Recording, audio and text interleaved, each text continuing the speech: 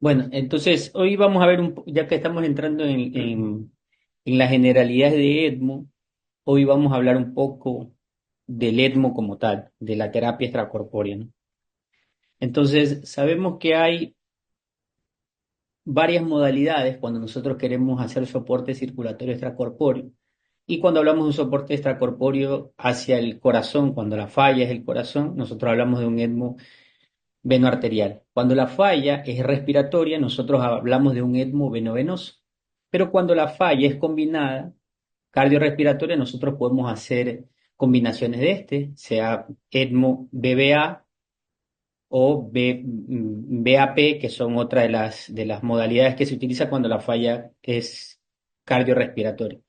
Pero también podemos hacer por otra modalidad, que es modalidad extracorpórea mismo, hacer una remoción extracorpórea de CO2, que es lo que nosotros conocemos como el ECO2R, ¿no?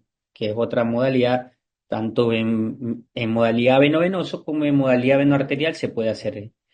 En la actualidad el concepto ya no va solo para soporte extracorpóreo, ECMO como tal, sino el nuevo concepto, hablamos de ECO, que es el nuevo concepto que se utiliza, que nosotros realmente lo que hacemos es, y ya hacemos, a pesar de que pensemos que no hacemos soporte extracorpóreo, nosotros hacemos soporte extracorpóreo en diferentes órganos, ¿no? En el corazón hacemos VA, en el ECO2R hacemos en el pulmón, el ECMO BB también hacemos en el pulmón, pero todas las modalidades de diálisis, como el SLED, como la hemodiafiltración, toda esa situación nosotros estamos haciendo ahí también soporte extracorpóreo dirigido al órgano, lo que se conoce como la CPFA, que es una diálisis con plasma, y albúmina, que es la diálisis, y la otra que es el MARS, que es el soporte hepático extracorpóreo, la plasmaféresis, que también lo utilizamos, y otras formas, por ejemplo, la leucoaféresis en casos de alteraciones hematológicas, también son modalidades de soporte extracorpóreo. Entonces, es importante saber que ahorita vamos a hablar un poco de las generalidades del ESMO, no vamos a hablar como tal de las indicaciones exclusivas de cada patología, porque eso lo vamos a ver en otras clases, pero la idea es poder conocer un poco qué es, cómo se configura, cuál es la configuración del ESMO, ¿no? Y para eso hay una nomenclatura del ESMO que salió hace poco, que es muy importante conocer, y que nosotros hablamos de toda esta nomenclatura. Entonces, cuando nosotros conozcamos el ESMO y cuando nosotros veamos un paciente con ESMO, esta es la manera correcta de poder conocer su nomenclatura, o sea, es decir, conocer lo que estamos nosotros viendo. Si se dan cuenta que hay varios niveles, un nivel uno, un nivel 2, un nivel 3, un nivel 4, que para poder ver cómo es la configuración del ESMO, ¿no? Y sabemos que hay una cánula de drenaje y una cánula de retorno. En cuanto a las dos modalidades, lo que cambia es que la cánula, todos tienen una cánula de drenaje, lo que cambia es que la cánula de retorno, si es venoso, va a retornar a una vena, pero si es veno arterial, va a retornar a una arteria. Entonces, el primer nivel se refiere a a la cánula de drenaje. Entonces, como le dije, la cánula, la B, que se representa como una letra mayúscula, que en caso es la B, siempre va a referirse a la cánula de drenaje. Esta cánula de drenaje puede ser una cánula de drenaje venosa, si se dan cuenta, va a referirse a las dos cánulas, ¿no? Tanto a la cánula en este caso, si es la primera letra, siempre va a referirse a la cánula de drenaje. Si es la segunda, la rayita o el guión va a referirse a la membrana. Y la segunda letra va a dirigirse a la cánula de retorno. Entonces eso es muy importante, porque yo puedo encontrar tanto una, por ejemplo, puedo encontrar una cánula, un etmo venoso, que quiere decir que la cánula de retorno va de la vena, la cánula de drenaje va a la vena y retorna a otra vena. Puedo encontrar también veno arterial que retorna a una arteria, pero también puedo encontrar una cánula de retorno, puedo encontrar BAP, que quiere decir una cánula de drenaje venoso, un retorno arterial, más una cánula de retorno hacia la arteria pulmonar. Eso también yo lo puedo encontrar en esa configuración. También, entonces tengo que siempre lo que sí, lo que va después, o puedo encontrar también una cánula, puedo encontrar BBA, que quiere decir que hay dos cánulas de retorno, dos cánulas de drenaje, más una cánula arterial, ¿sí? Entonces, eso es importante también conocer. También yo tengo que tener en cuenta que voy a encontrar una letra minúscula. También yo puedo nombrarlo como una letra minúscula si, por ejemplo, el paciente tiene una cánula distal, como por ejemplo en el ECMO VA, uno coloca una cánula, cuando coloca la cánula de retorno arterial, uno coloca una cánula, un introductor hacia la arteria de la pierna, hacia la arteria femoral, hacia abajo, para que en el momento que se ocupe la circulación no haya isquemia, que es una de las complicaciones más frecuentes de ECMO VA, es la isquemia. Entonces uno puede colocar, y eso se representa con la letra D. También es importante que yo puedo encontrarlo si quisiera, si por ejemplo un paciente lo tuviera, un ECMO lo tuviera sin membrana, que puede pasar. Yo puedo tener un ECMO sin membrana, o sea, sin la membrana, y si el paciente lo tengo sin la membrana, también lo que tendría que hacer es quitarle la rayita y solo ponerle como ECMO VA en este caso, que sería como soporte circulatorio netamente, que habitualmente se utilizan para soportes circulatorios como bypass cardiopulmonar, que un poco más cuando un tiempo mayor, generalmente cuando el paciente tenga trasplante, generalmente se puede quitar la membrana y dejar solo el soporte de la bomba. También puede ser que puede ser que el paciente lo tenga sin bomba también, puede pasar.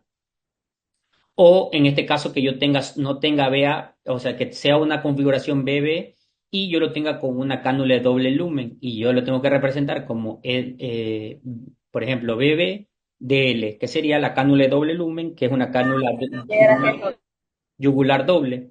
Entonces, en ese caso, esa es la cánula doble lumen o la famosa cánula a balón, que es una cánula especial.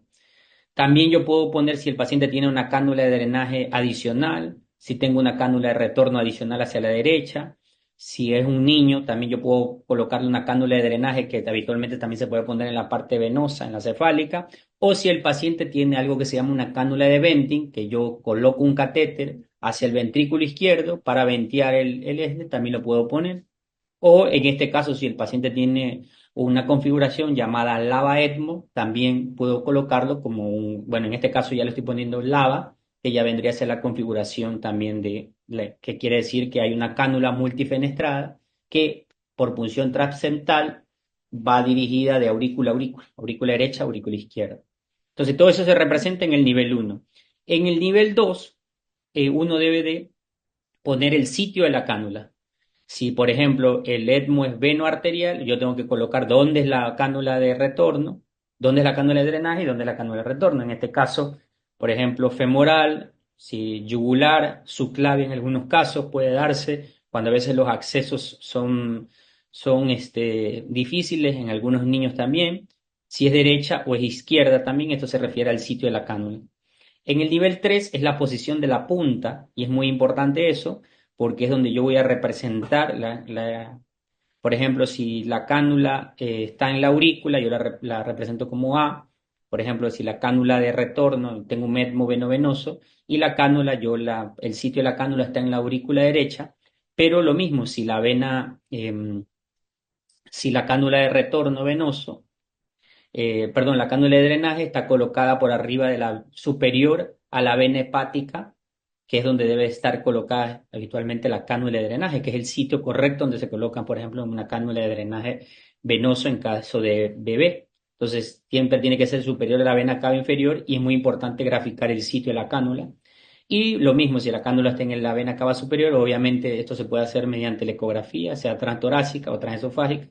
Y lo mismo si donde está colocado el venting también. Si el venting solo es de aurícula o el venting también está colocado en ventrículo, también yo tengo que en el nivel 3 colocar el sitio de la cánula. Y en el nivel 4 se refiere al tamaño y longitud de la cánula que yo elegí. Ese sería el nivel 4. Entonces, mediante eso yo tengo un circuito de ECMO, ¿no?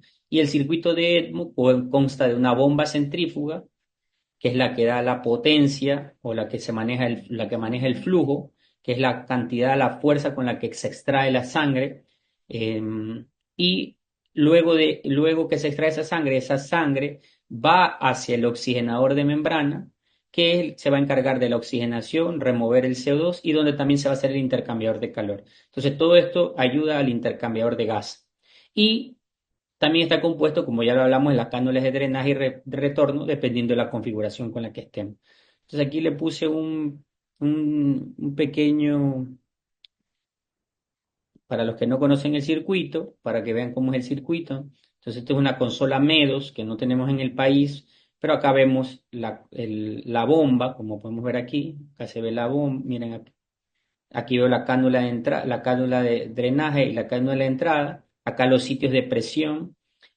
De aquí está el flujo de aire, flujo de oxígeno, que es donde se tiene que tener el paciente, que es lo que tiene que tener en la configuración, y la entrada del mismo, tanto del oxígeno como del aire comprimido a la consola, que es todas estas conexiones son las que yo tengo que revisar siempre en mi paciente, y yo voy a poder manejar la oxigenación, tanto la FiO2 y la remoción del CO2 con algo que se llama blender.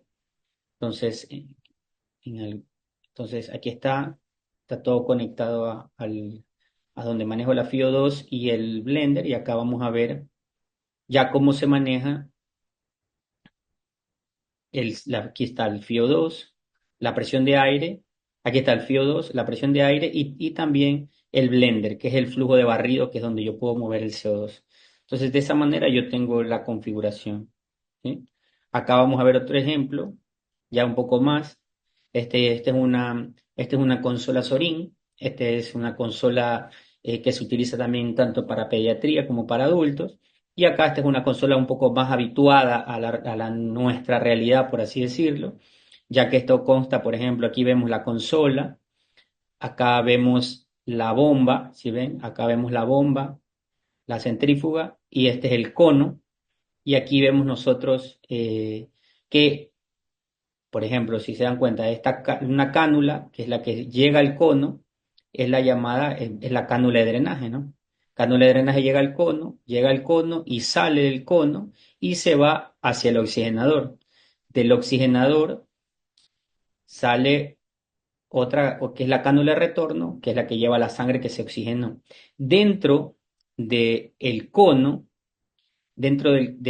o conectado al oxigenador, obviamente está la conexión del oxígeno, como podemos ver aquí, el oxígeno, el circuito del oxígeno, y también acá vemos el circuito del oxígeno, y este sería el intercambiador de calor, si se ve, ¿no? El intercambiador de calor. Y si se dan cuenta, aquí hay, que eso ya lo vimos en la parte práctica, también aquí hay el que se llama el handcrank, que es una bomba de respaldo manual, que es por si hay algún problema con la bomba, con la conexión, ¿no? Entonces, acá, que esta es una consola un poco más avanzada, lo mismo, esta es la consola, aquí la consola tiene lo mismo, el cono, tanto las cánulas de drenaje, el cono, el oxigenador y la cánula de retorno, asimismo la conexión del oxígeno, aquí está la FiO2 y el blender, pero si se dan cuenta, esta consola no tiene handcrank porque tiene una consola de respaldo, que es la que está aquí apagada. Eso aquí quiere decir que hay dos consolas en una. Acá abajo vemos el intercambiador de calor, que es, eh, que es una de las características en el paciente. En este caso, esto es un armado, porque acá el circuito todavía no se ha conectado al paciente y acá vemos un paciente que se ha conectado. Si nosotros vamos un poco más allá y ya viendo el circuito más a fondo, y este gráfico que se hizo para eso, entonces si nosotros vemos acá, aquí nosotros entonces tenemos una cánula de drenaje que va conectada, en este caso hay una configuración fémuro-yugular, una cánula de drenaje, y aquí vemos nosotros por ejemplo, nuestro primer sensor, que es un sensor de burbuja, y acá vemos aquí también en esta misma cánula de drenaje hay la primera sensor de presión, que es conocido como la presión de drenaje o P1. No debe llamarse esta presión premembrana porque no es premembrana, porque no está antes de la membrana. Se considera como presión de drenaje o P1. Y aquí mismo tiene un sensor de temperatura también. Generalmente, obviamente, al tratarse una presión negativa va a estar en números negativos y habitualmente estos son los valores que oscilan entre -40 -80 habitualmente. Y un sensor de saturación de oxígeno, que es una saturación de oxígeno venosa que lo tiene está hablando de una consola actual, te lo grafica constantemente en el paciente, en el monitor. Y esta presión, esto va a ir hacia el cono o a la bomba, o sea, la bomba centrífuga más el cono, que obviamente aquí es donde yo voy a manejar las revoluciones por minuto para darme el flujo, y esto va a ir conectado a energía. Acá nosotros vamos luego de esta bomba va a salir también, una vez que sale la sangre, va a ir hacia el oxigenador y aquí voy a tener otro segundo sensor de presión, que es llamado P2. Este es lo que se conoce como presión membrana. Esta es realmente la verdadera presión premembrana. Obviamente esto va a manejar presiones más altas porque esta presión está sacando por presión y devolviendo la compresión hacia el oxigenador. Aquí yo voy a tener también, como vemos acá, yo voy a tener eh, eh, puertos donde aquí yo voy a manejar, puedo colocar muestras, todos van a tener puertos, como vemos aquí. Entonces, una vez que sale esto de aquí, llega al oxigenador y el oxigenador ya de por sí tiene conectado tanto la FiO2 como el gas barrido en el oxigenador. Luego que sale el oxigenador, también tiene su sensor de temperatura y burbuja. Yo voy a tener la última presión, que es la P3 o postmembrana, que también es una presión positiva. Y un sensor de flujo, que voy a tener acá el sensor de flujo porque es el que va a estar conectado con mi bomba para poder captar el flujo que le estoy dando al paciente. Si estos sensores no están conectados, obviamente no va a poder dar el flujo a la máquina y finalmente se devuelve la carga. Entonces, yo voy a tener aquí, entonces voy a tener varias cosas para medir. Voy a ponerme las tres presiones, tanto de drenaje, premembrana y postmembrana, la saturación venosa de la cánula de drenaje, el flujo y las revoluciones con las que estoy dando, y también voy a poder añadir la saturación de oxígeno, la hemoglobina, si el circuito me lo da para añadirlo, pero también voy a poder medir la diferencia entre las dos presiones, tanto la premembrana como la postmembrana. Voy a poder medir por algo que se llama el delta P, que nos ayuda bastante también para no solo para poder valorar las situaciones que ocurren después del oxigenador, sino también para valorar el estado del oxigenador. Entonces, una vez que yo tengo en este circuito, como podemos ver acá, yo tengo tanto el flujo, las revoluciones por minuto, la presión de drenaje, como vamos a ver aquí, presión de drenaje, la presión interna, presión premembrana y la presión arterial o postmembrana, la temperatura, el delta P y la saturación venosa también. Y, o sea, ¿qué quiere decir? Que si nosotros queremos dividir el ETMO, nosotros vamos a dividirlo en caudal. Cuando hablamos de caudal, quiere decir que nosotros hablamos del flujo y las revoluciones. Y cuando hablamos del manejo aquí nosotros manejamos el caudal del ETMO. Acá nosotros manejamos el oxigenador y con este manejamos nosotros el CO2 con el gas barrido. Estas son las diferentes tipos de consolas. Esta es la consola Sorin, la que vimos en el gráfico. Esta es la Medtronic, que es la que nosotros tenemos acá en el hospital. Este es un Levitron que habitualmente no se utiliza para ECMO de menos tiempo, sino esto se utiliza más como soporte circulatorio para más tiempo, que es el famoso Centrimac. Y acá vemos el CardioGel, que es una configuración más pediátrica, pero que también se utiliza. El Rotaflow, que es también otro que ya hay la segunda generación. Y el Medos, que nosotros vimos la segunda generación, esta es la primera generación.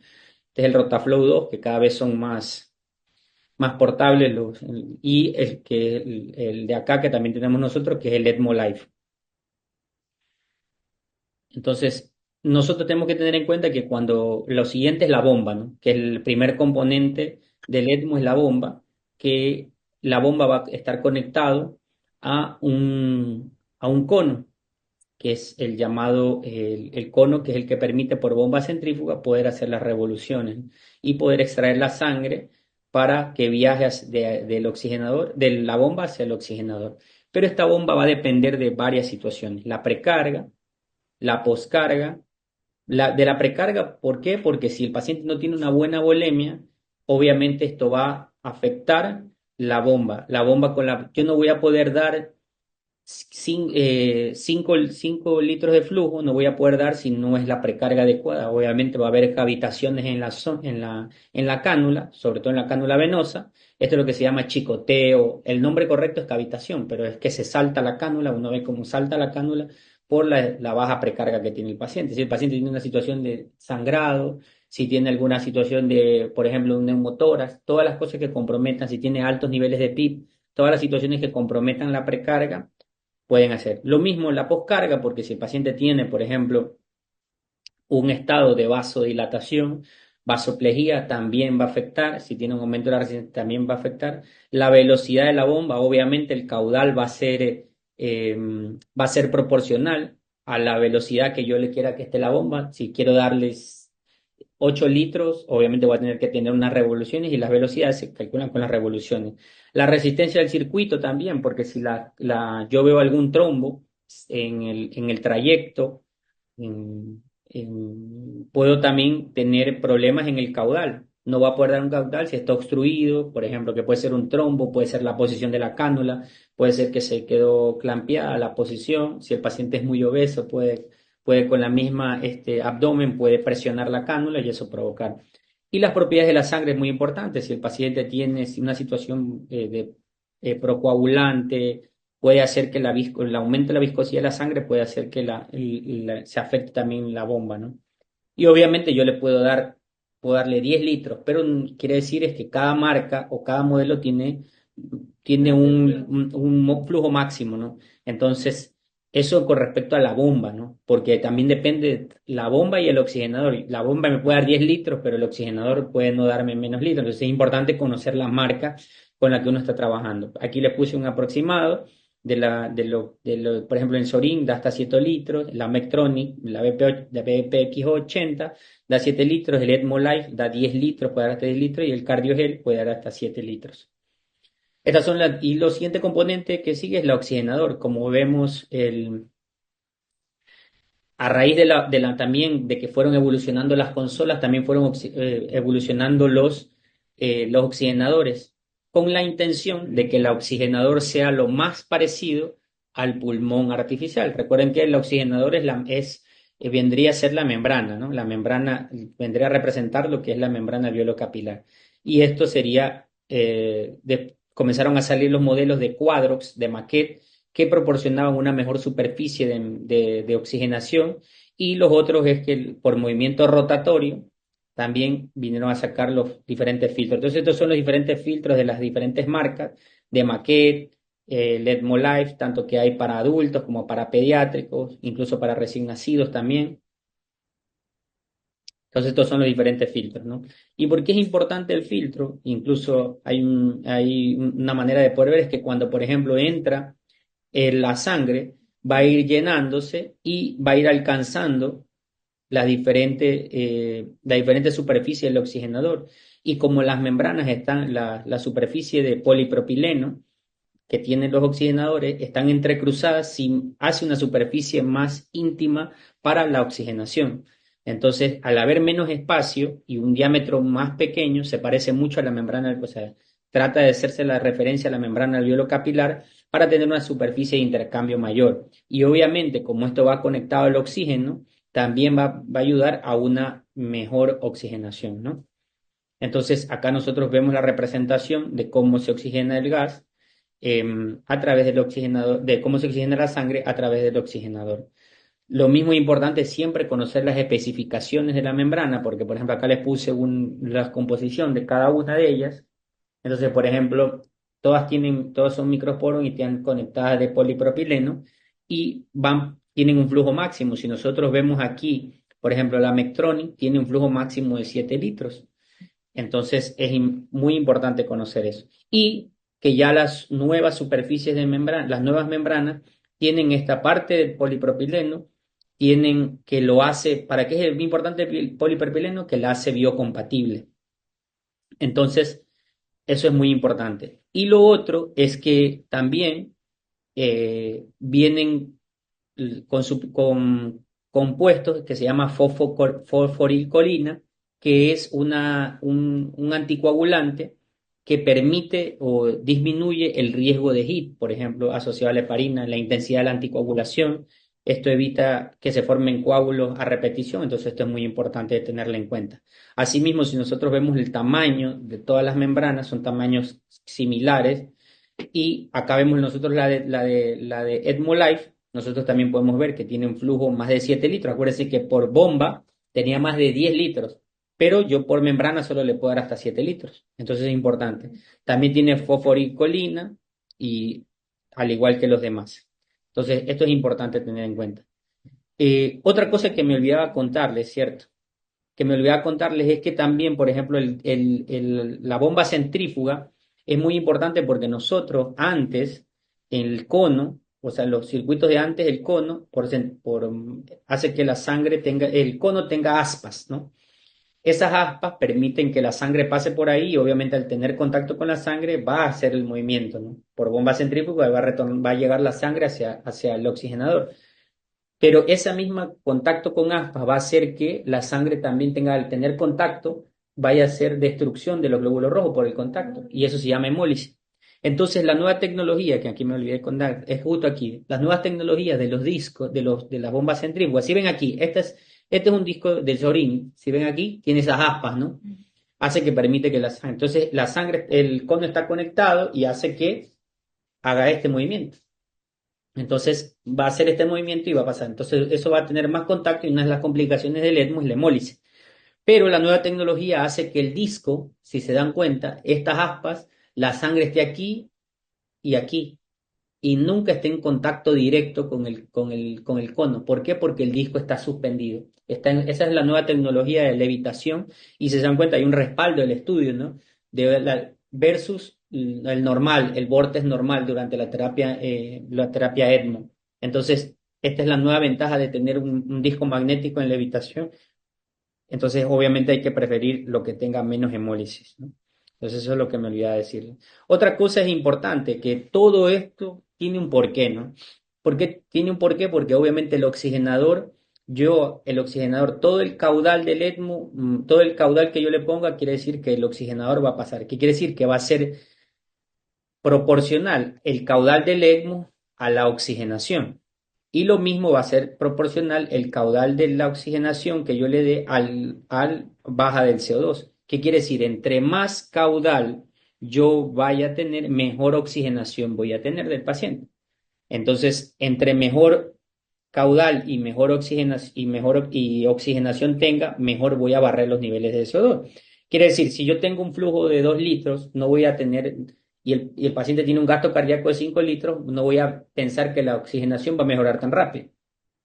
Entonces, ¿qué quiere decir? Tengo que subirle el caudal del ECMO. Si el paciente está hipoxémico y yo no sé la causa en ese momento, lo primero que tengo que hacer es tratar de subirle el caudal del ECMO como primer paso, ¿no? Le subo el caudal si el problema es oxigenación, para mejorar la oxigenación del paciente. Si el problema es el CO2 y yo lo tengo con 2 litros, bueno, puedo subir la oxigenación porque recuerden que la oxigenación y el blender me va a ayudar también a barrer el CO2, pero si también tengo un bajo flujo, no voy a esperar que baje tan rápido los niveles de CO2. Entonces, eso como para tener. Entonces, aquí yo veo el otro componente, como podemos ver, son las cánulas, ¿no? Si se dan cuenta, las cánulas tienen también una superficie, ¿no? Y es muy importante porque ¿qué vale que yo le ponga sea de polipropileno, biocompatible, que el disco levite magnéticamente y que bueno, que las cánulas pasen por una manguera normal? Entonces, las mangueras, como podemos ver acá, las mangueras de los nuevos circuitos también vienen recubiertas de fosforilcolina para reducir también el consumo plaquetario y prevenir el IC. Entonces, todo esto tiene su respaldo científico. ¿Por qué la importancia de tener? Porque también va a tener contacto con la sangre. Entonces, hoy en día lo que uno tiene que preferir es mejor tener circuitos con todas estas características para poder reducir el número de complicaciones, ¿no? Entonces de ahí nosotros podemos tener una configuración que puede ser central y periférico. Sé que las chicas tuvieron la oportunidad de ver un central allá, entonces es muy importante porque ven que la configuración, el paciente necesita una cirugía cardíaca para configurar una cánula, por ejemplo, el VA es el que se utiliza así, una cánula de retorno que va a las cavas y una cánula de drenaje que va a las cavas y una cánula de retorno que va hacia la aorta. Recuerden que en este caso ya la cánula de retorno sería un flujo anterógrado, no retrógrado, lo que lo hace fisiológicamente mejor. Y si yo tengo un ECMO periférico, obviamente aquí hay una cánula de drenaje, pero una cánula de retorno retrógrado, lo que lo hace antifisiológico, ¿no? Entonces eso hay que tener en cuenta también por los efectos hemodinámicos que puede tener el paciente. el arlequín y yo no voy a tener el problema de dilatación del ventrículo, no se dilata el ventrículo en el etmo central. Entonces, acá vemos la configuración, miren acá la configuración, este es un etmo central, la cánula de drenaje que es fácilmente identificable, que es la que está aquí, y una cánula de retorno que es la que está acá, ¿sí? Entonces, aquí está, y esta es una configuración de etmo periférico, una cánula de drenaje venoso y una cánula de retorno venoso también. Este caso acá, esta sería una configuración. ¿Qué sería esta cánula? ¿Qué les parece? BA. Esta sería BA, miren, la cánula de drenaje venoso y una cánula de retorno arterial, y aquí era lo que yo les decía, el catéter distal, que este catéter es el que protege la pierna, siempre, ¿por qué? Porque le estoy metiendo una cánula gruesa hacia la parte arterial de la pierna y dejo desprovista la circulación. Esta es una cánula. Aquí vemos esta es una configuración este sería femoral yugular, veno-venoso, como podemos ver aquí, y este sería una cánula doble lumen, si se dan cuenta, esta es una cánula doble lumen, este es un etmo veno-venoso igual, pero es una cánula de doble lumen, una figura, ya lo vamos a ver acá acá en el gráfico, como ejemplo aquí, esta sería una configuración de veno-venoso tradicional, donde una cánula fenestrada que entra superior a la vena cava, a la vena hepática, superior a la parte de la vena cava superior, de vena cava inferior, y una cánula de retorno que retorna hacia la aurícula derecha. Pero si se dan cuenta que hay una cánula doble lumen, que es la cánula Avalon. Esta cánula está compuesta por un extremo distal, que va a ser de drenaje, y una cánula y un orificio que va a estar cercano a la tricúspide, que es donde va a retornar para irse a la arteria pulmonar. Entonces, esto es muy importante. Entonces, asimismo, yo también tengo que saber elegir las cánulas. Como podemos ver aquí, nosotros tenemos una cánula, en caso sería, en el caso que yo elija, por ejemplo, las cánulas, voy a elegirlo en base a el peso, ¿sí? El peso, y yo voy a elegir el tamaño de la cánula, en esta sería la cánula de drenaje, la cánula venosa, porque yo por eso voy a tener un flujo máximo, no voy a esperar que una cánula más pequeña o de un diámetro más pequeño me vaya a dar un flujo más grande. Eso me hará problemas en el flujo. Yo no voy a poder dar un buen caudal si la cánula es muy pequeña en diámetro. Y la cánula de retorno también voy a poder tener dependiendo del peso. Para eso salió un artículo con importantes ya directamente poder proporcionar en cuanto a las marcas, con respecto aquí, como podemos ver diferentes, ¿no? Si yo tengo una cánula, un etmo veno-venoso, e incluso si yo tengo doble lumen también, yo puedo elegir aquí las cánulas. Entonces, tanto da para la cánula de retorno, la cánula de drenaje, como podemos ver aquí, un paciente más de 70 kilos, una cánula 27 es la cánula especial, y una cánula de retorno, yo voy a tener acá también lo mismo, ¿sí ven? Si yo quiero elegir la cánula doble lumen, también acá te da las opciones, y en este caso que sería un ETMO BA, yo también puedo elegir la cánula venosa, por ejemplo 23 de cánula venosa, y una de retorno arterial, por ejemplo en este caso que si yo quisiera utilizar una veno-venosa, perdón, una veno-arterial, todo por femoral, sería 27 y 23 la cánula de retorno si el paciente pesa 90 kilos. ¿Por qué es importante eso? Bueno, no vamos a hablar de física tal como tal, pero esto es importante porque esto viene de la ley de Poiseuille, ¿no? ¿Que esto qué quiere decir? Que el flujo es directamente proporcional a la diferencia de presión, que el flujo es inversamente proporcional a la longitud del tubo, es decir, si la longitud del tubo es mayor, el flujo va a ser menor. Si la longitud del flujo, la longitud de la cánula es más pequeña, si yo tengo una cánula que es del porte del pulgar, de la longitud del pulgar, voy a dar más flujo. Si es la porte del dedo índice, va a dar menos flujo porque va a tener que recorrer más. Lo mismo, si está al diámetro, si la cánula es más grande de diámetro, voy a dar mayor flujo. Y si la cánula es más pequeña, voy a dar menos flujo. Por lo tanto, la cánula perfecta sería una cánula corta y gruesa. Esa sería el resumen. Pero habitualmente eso no se puede. Por ejemplo, si yo estoy utilizando una cánula femoral, no puedo utilizar una cánula corta porque tengo que llegar hacia el drenaje. Entonces, ¿por qué? ¿Cuándo lo puedo hacer? Cuando utilizo una Avalon. Ahí puedo utilizar lo más gruesa posible y lo más corta posible. Entonces, por lo menos, lo que tengo que garantizar en la cánula venosa de retorno que sea gruesa. Entonces, por eso es importante elegir una cánula gruesa.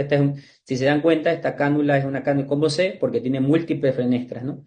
Múltiples fenestras, como podemos ver aquí, que es justo para eso. ¿Y por qué es importante? Porque, bueno, esto ya está identificado en las diferentes marcas. Tener mayores diámetros va a hacer que haya menor presión, mayor flujo y obviamente al haber menor presión va a haber menor resistencia y mayor caudal voy a poder brindar. Lo mismo en la cánula retorno, estos son los diferentes tipos de la cánula retorno y lo mismo si voy a tener una cánula retorno más, en las cánulas retorno sí voy a poder utilizar una cánula corta y gruesa porque retorno generalmente si utilizo una configuración habitual estoy retornando por ejemplo en una configuración venovenosa estoy retornando a la yugular. Entonces, asimismo, si yo utilizo una cánula gruesa, voy a tener menos presión intracánula, menos gradiente de presión y mayor flujo.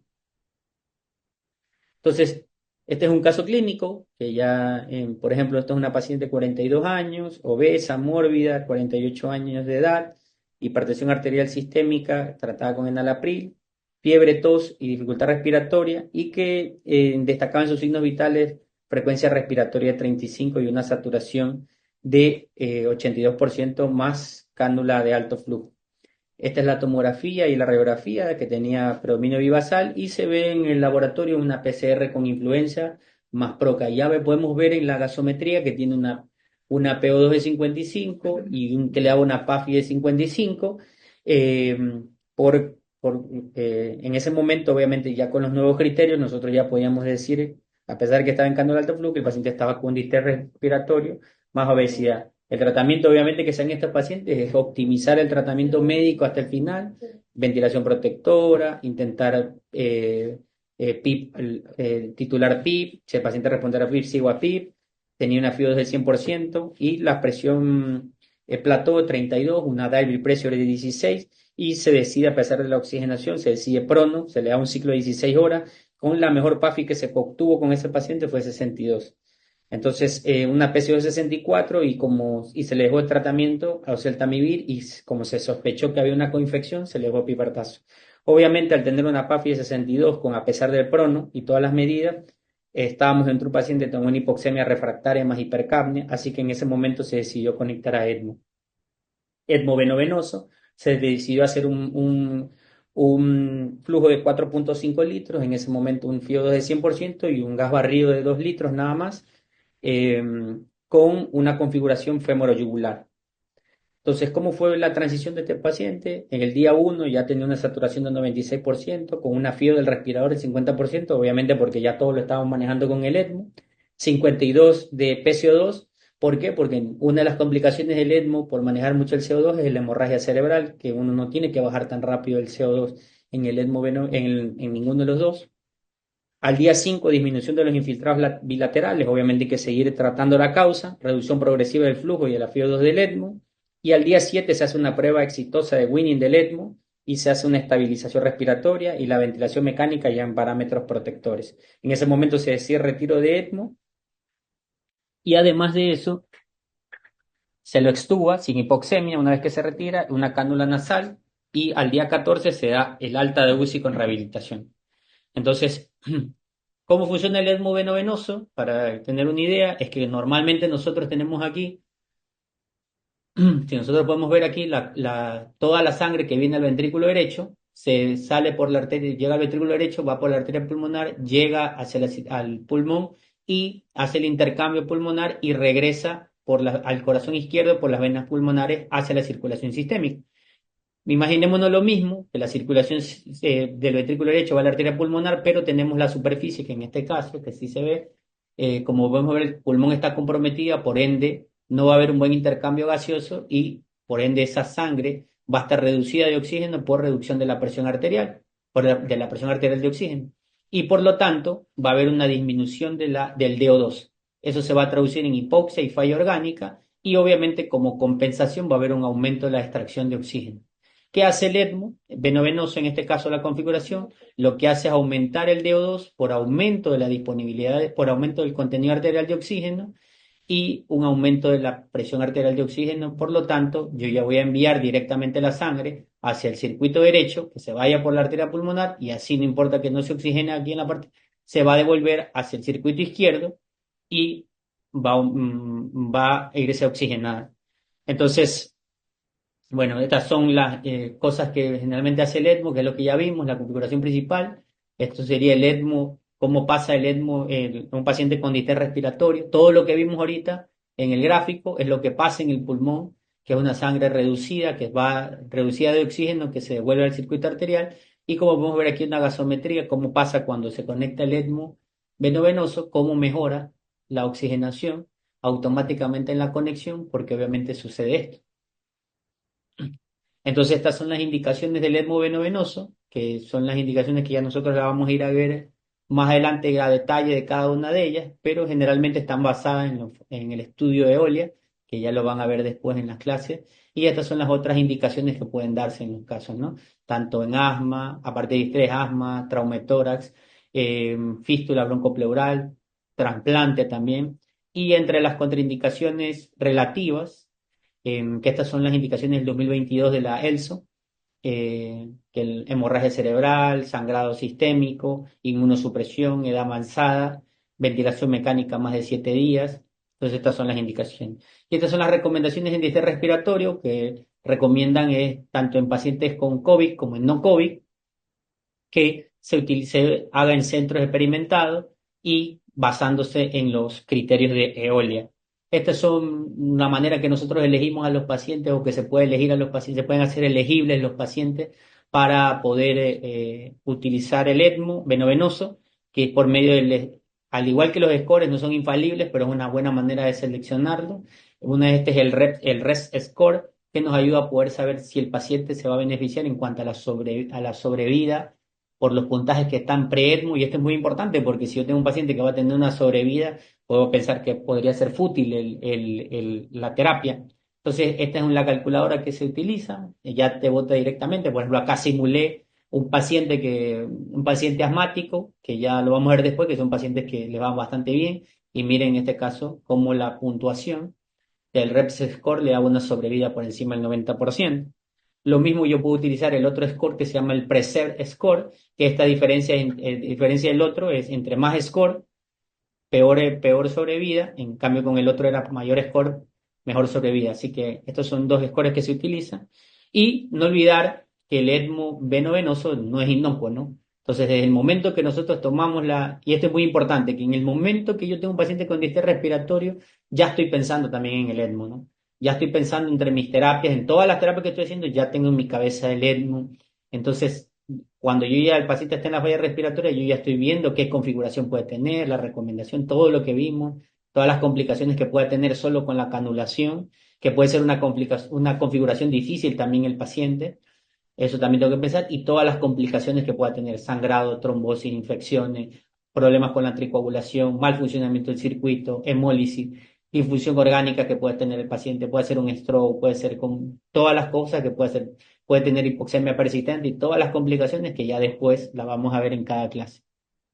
Y que también puedes tener el paciente complicaciones a largo plazo, que no mejore la parte pulmonar y no lo pueda desconectar del ECMO, y ese paciente probablemente tener un problema de ya ser un candidato para trasplante. Otro caso clínico: un paciente de 55 años, un antecedente de infarto hace 2 años con colocación de dos stent, uno en la DA y uno en la CX, hipertensión, diabetes y una fiebre de 45 con la que quedó el paciente, y acude por un dolor precordial, hipotensión severa. De los signos vitales que tenía el paciente: hipotenso, taquicárdico, una saturación de oxígeno, le ponen CAF emergencia, pero lo que destacaba era que tenía un llenado capilar prolongado, 5 segundos, mottling, y en el EKG que se ve, un supranivel de B1 a B4, y en la rayos X un patrón intersticial difuso y que pues, hacía énfasis en la sobrecarga. Se le hace un eco website y se ve una FEBI de 25, una hipocinesia global y una tendencia a un aneurisma apical, que es lo que llamaba la atención. En lo que llamaba la atención era una acidosis metabólica y hipoxemia que tenía en base a una acidosis mixta, que es lo que estaba teniendo. En este paciente ya hablamos que tenemos un IAM con ST más un SCAI-C. Entonces, ¿qué se hace en este caso? En la parte inicial, no se olviden, la parte inicial es llevarlo a la ICP, angioplastía primaria, se le colocan, se evidencia dos stents, uno de los que ya tenía estaba trombosado, se le pone dos stents en la descendente anterior, que era la culpable. Sin embargo, lo que llamaba la atención es que a pesar de lo que se hizo, seguía muy hipotenso, se le colocó norepinefrina, vasopresina y dobutamina que venía en ascenso, y a pesar de eso, el lactato estaba en 6, un llenado capilar en 6 segundos y un gasto urinario de 0,2.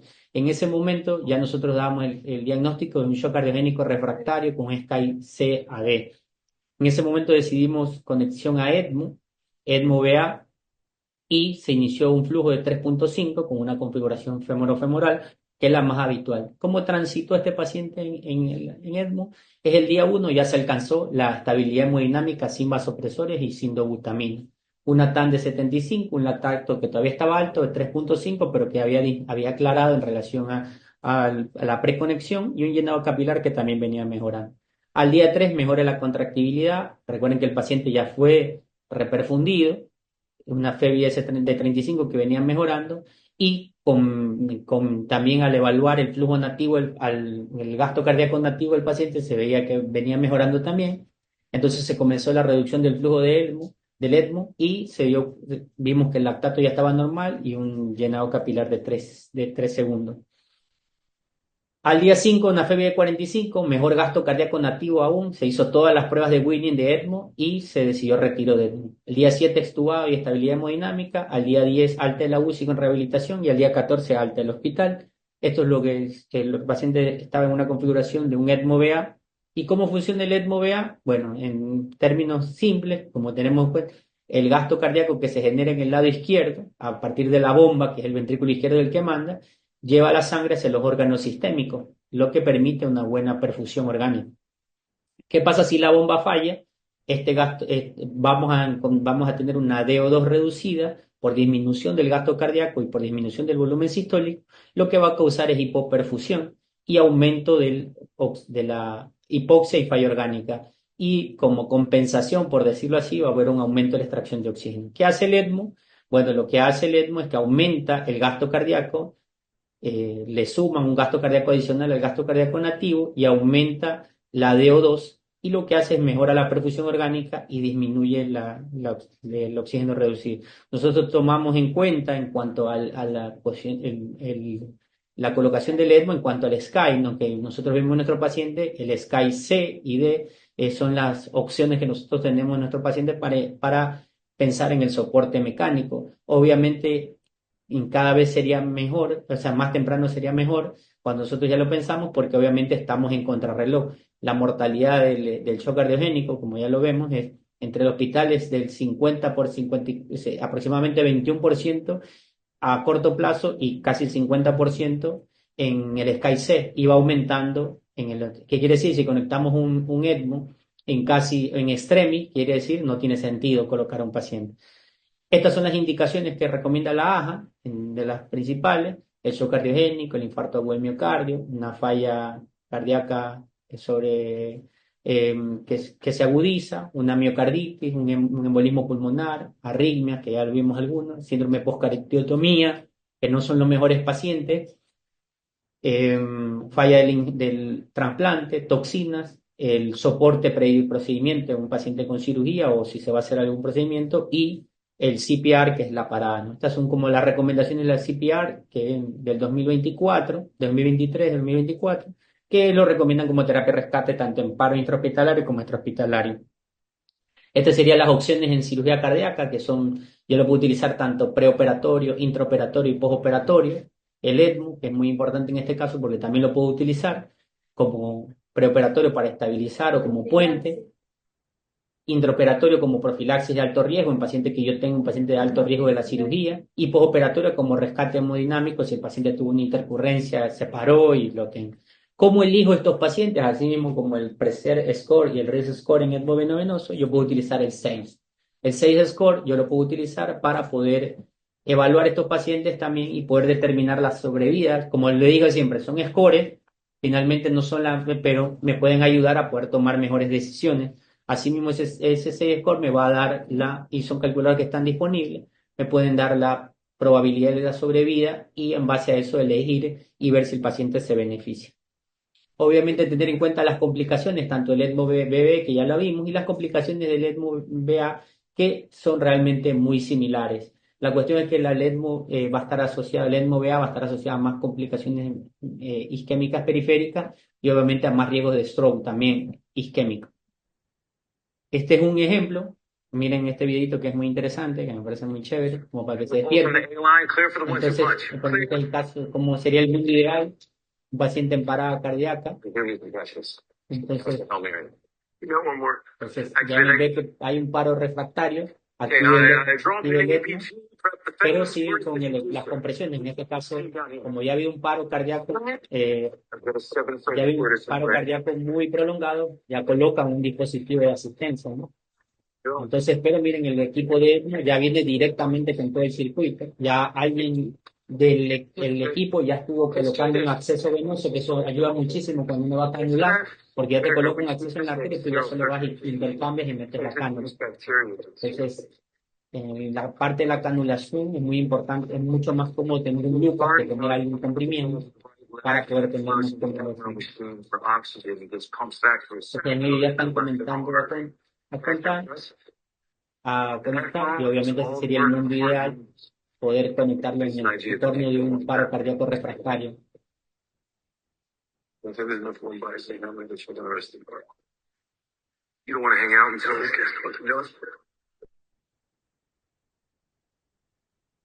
ya cuando ellos terminan la conexión de la cartera, ya una vez que canulan, tienen que ampliar las cánulas, y ya cuando van a hacer cuando ya está listo todo, ya el equipo dice, bueno, listo, desclampiemos y estamos en el.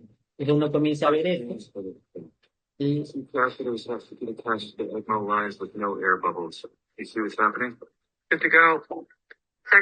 sea, ahí ya dice para encender y sujetar el circuito, desclampean y automáticamente si el paciente está en ECMO. Entonces, en ese momento se llena un maquete y miren ya exactamente cómo está el paciente y automáticamente comenzamos a tener ya automáticamente comenzamos a tener estos arteriales. O sea, ahí ya vamos, ya no vamos a meter mucho ahí porque la ideal, pero hay un tiempo determinado para que los pacientes se beneficien, ¿no? Ese es el famoso estudio ARRES, ¿sí?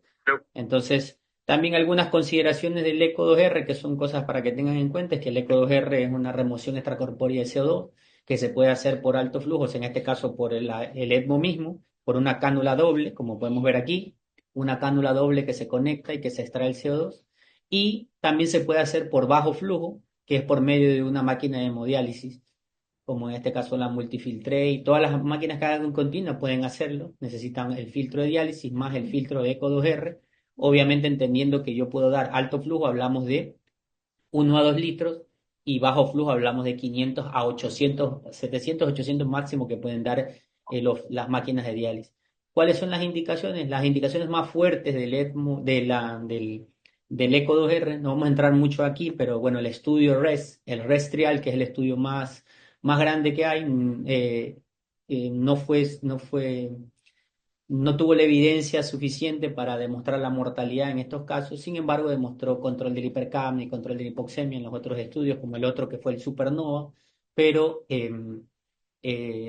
generalmente eso hablando en distrés respiratorio. Otras indicaciones, que es donde el ECO2R es prometedor y tiene como más cabida, es en los pacientes con EPOC reagudizado, en esos pacientes que quieres prevenir, no quieres intubarlo.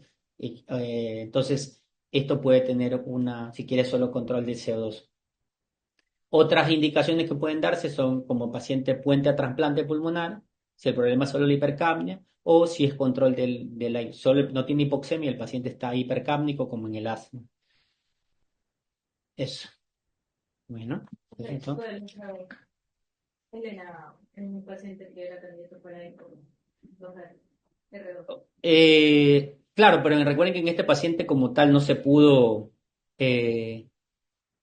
se pudo optimizar la terapia. O sea, siempre acuérdense algo, yo tengo que tratar de optimizar toda la terapia para llegar. Obviamente, siempre estar pensando que el paciente podría conectarla. No sé si tengan alguna pregunta.